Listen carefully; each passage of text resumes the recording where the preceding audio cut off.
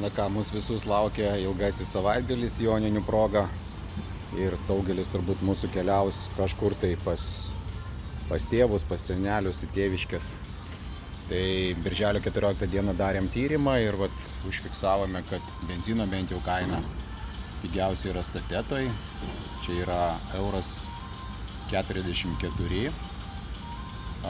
Dizelis pigiausias bent jau 14 dieną buvo Jozitoje, euras 35. Bet jeigu Vilniečiai, tai gal čia irgi nebloga kaina, euras 40.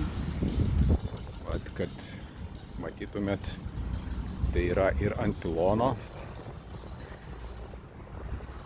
Taip, 95 euras 43 ir 9. Tai, euras 44. Ir dizelis euras 40. Be šimtosios cento. Tai ką, tiek. Keliaukite nebrangiai.